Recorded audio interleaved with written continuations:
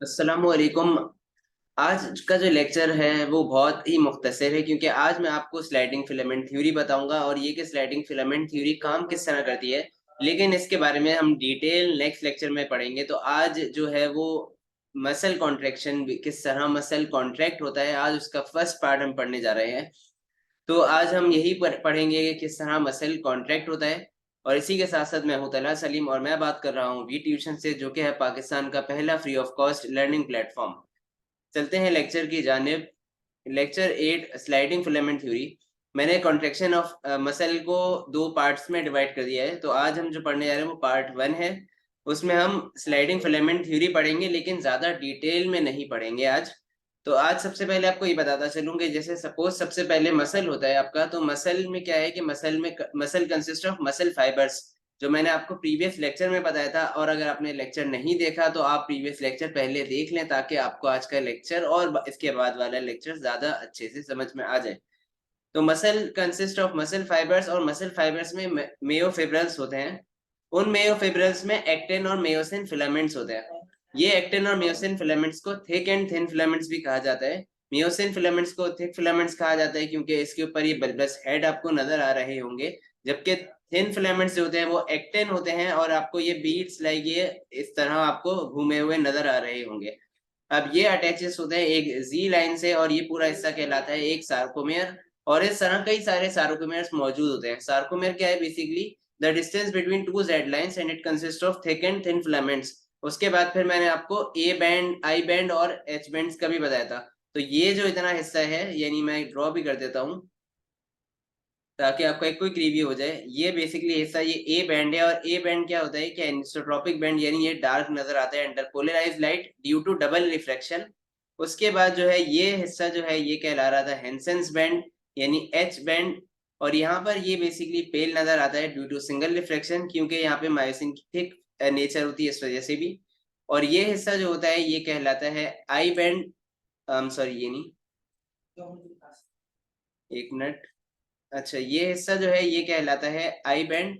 और I band इसलिए isotropic band कहा जाता है। यहाँ पर सिर्फ एक्टिन मौजूद होता है, मायोसिन एब्सेंट होता है, इस वजह से ये ब्राइटर नजर आता है सिंगल रिफ्लेक्शन की वजह से। और एक मैंने कहा था कि एक और लाइन होती है सेंटर पर, जिसे कहते हैं बेसिकली एम बैंड, का नाम मैंने दिया था। तो ये एम बैंड क्या होती है कि एम बैंड वो हिस्सा होता है जो कि दो म्योसिन फिलामेंट्स को आपस में कनेक्ट कर रहा होता है। तो यहाँ तक एक स्ट्रक्चर के बारे में बात हो गई थी। अब हम चलते हैं कि स्लाइडिंग फिलामेंट थ्योरी यानी मसल किस तरह कॉन्ट्रैक्ट करता है। तो इस बारे में कई साइंटिस्ट ने अपनी बातें पेश करी थी, जिनमें से सबसे ज्यादा अप्रूव जो बात है और सबसे ज्यादा जो अच्छी हाइपोथेसिस जिन्होंने पेश की थी वो थे हक्सले, जिन्होंने एक मॉडल पेश किया था, एक हाइपोथेसिस दी थी, सॉरी, कि किस तरह मसल कॉन्ट्रैक्शन होती है। तो आपको पता है कि जैसे सपोज मैं हाथ की मूवमेंट कर रहा हूँ, तो इन हाथों की मूवमेंट में क्या है कि ये एक्टिन और मेयोसिन फिलामेंट्स जो है ये आपस में एक दूसरे पर स्लाइड करते हैं, जिसकी वजह से मसल शॉर्टन और लॉन्ग होता है। तो मसल के जो छोटा होता है वो एक्टिन और मायोसिन फिलामेंट के एक दूसरे पर स्लाइड होने की वजह से होता है।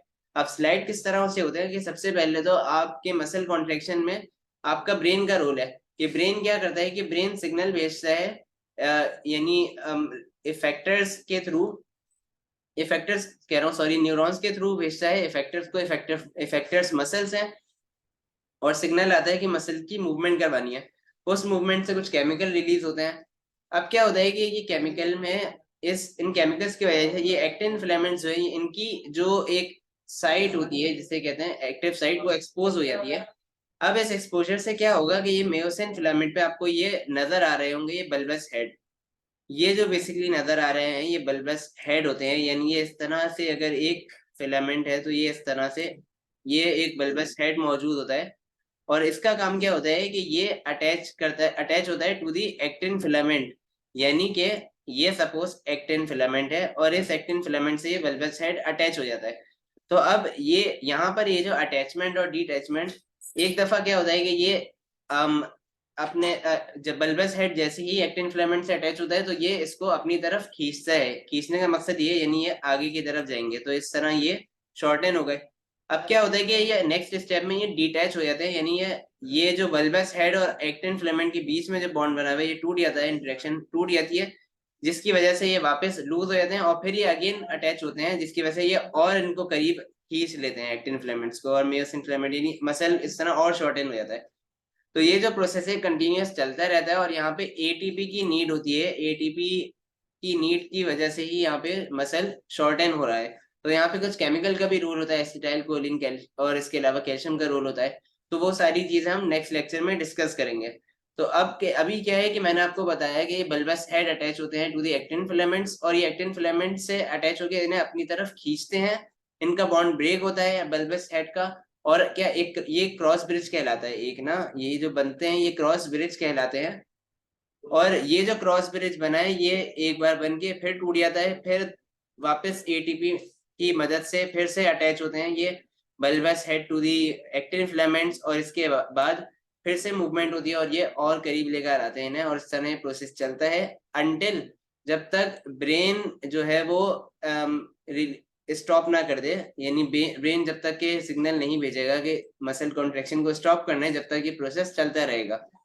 तो ये इसकी मूवमेंट कुछ इस तरह होती है कि मैंने नेक्स्ट अगली स्लाइड में एक वीडियो डाली हुई है,